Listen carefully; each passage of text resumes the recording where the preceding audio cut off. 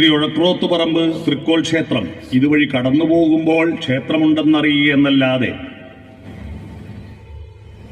കേൾക്കുമ്പോൾ കോട്ടയം അയ്യപ്പാസിനെ പറ്റി പറഞ്ഞ ഒരു പരസ്യം പോലെയാണ്. പുറത്തുനിന്ന് കാണുമ്പോൾ ചെറിയ കടയാണ്, ഉള്ളിൽ കയറിയപ്പോൾ വിശാലമായ ഷോറൂം ഉണ്ട് എന്നൊരു പരസ്യമില്ല. ഈ ക്ഷേത്രത്തിന്റെ പ്രവേശനദ്വാരം ഇതുവഴി പോകുമ്പോൾ കണ്ടു എന്നല്ലാതെ ഇതിനകത്ത് കയറിയപ്പോഴാണ് ക്ഷേത്രത്തിന്റെ വലിപ്പവും അതുപോലെ തന്നെ ക്ഷേത്രത്തിന്റെ കുളവും എത്ര മനോഹരമാണ്. മാത്രമല്ല, ഒരു മഹോത്സവം നടത്താൻ ആവശ്യമായ വിശാലമായ മൈതാനവും ഈ ക്ഷേത്രത്തിലുണ്ട്.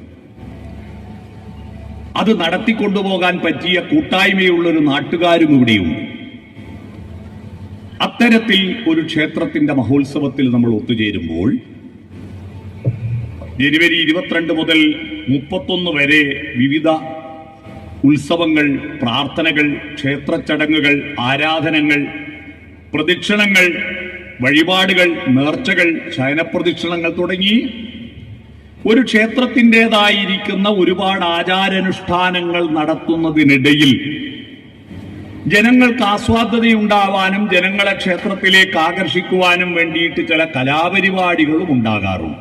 നമുക്കെല്ലാവർക്കും ഒന്ന് കൂട്ടമായി ചിന്തിക്കാം. ഈ ക്ഷേത്രം ഇങ്ങനെയാക്കാനായിട്ട് എത്ര ആളുകൾ കഷ്ടപ്പെട്ടിട്ടുണ്ടാകും? ഇപ്പൊ തന്നെ ഈ ഉത്സവത്തിന് വേണ്ടി എത്ര ആളുകളാണ് ഞാൻ നാളെ നിങ്ങൾക്ക് ഭക്ഷണം പാചകം ചെയ്യുവാനുള്ള ആ ശാലയിൽ ചെന്നപ്പോ എത്രയിടങ്ങളിൽ ഏതൊക്കെയോ വയലുകളിലുള്ള നേന്ത്രക്കായ അത് കൂട്ടുകറിക്ക് വേണ്ടി ചെറു ചെറു കഷ്ണങ്ങളാക്കുന്നത് ഒരു ഭാഗത്ത്, പച്ചടിക്ക് വേണ്ടിയിട്ട് ഇളവൻ തോല് ചെത്തി മുറിച്ച് കഷ്ണങ്ങളാക്കുന്നു മറുഭാഗത്ത്. ഇവിടെ വരുന്നവർക്കെല്ലാം ചുക്ക് കാപ്പിയും കപ്പവർത്തവും കൊടുക്കാൻ വേണ്ടി യുവാക്കളുടെ ഒരു സംഘം അപ്പുറത്ത്, തായമ്പക കേൾക്കുന്നവർ, തായമ്പക സംഘടിപ്പിക്കുന്നവർ, ഇതിന്റെ പണം പിരിക്കുന്നവർ എല്ലാം കൂടി ഒരുപാട് ആളുകൾ, ഇത് സഹകരിക്കാൻ കുറെ നാട്ടുകാർ. എത്ര സമയമാണ്, എത്ര കഷ്ടപ്പാടാണ്, എത്ര പണമാണ് ചെലവഴിക്കുന്നത്. ഈ ഒരു വളർച്ചയും ഈ ഒരു അധ്വാനവും ഈ ഒരു പണവും സംഭാരവും എല്ലാം ഉണ്ടാകുമ്പോൾ അതിന്റെയൊക്കെ ആത്യന്തികമായ ലക്ഷ്യം എന്താണ്? അതൊരു ഗൗരവതരമായി നമുക്കൊന്ന് പരിശോധിക്കാം. നിങ്ങൾ പ്രാർത്ഥിച്ചത് കൊണ്ട് ഈ ദൈവങ്ങൾക്ക് എന്തെങ്കിലും നേട്ടമുണ്ടോ? നിങ്ങൾ പ്രാർത്ഥിക്കാത്തത് കൊണ്ട് ഈ ദൈവങ്ങൾക്ക് എന്തെങ്കിലും കോട്ടമുണ്ടോ? ഇല്ല.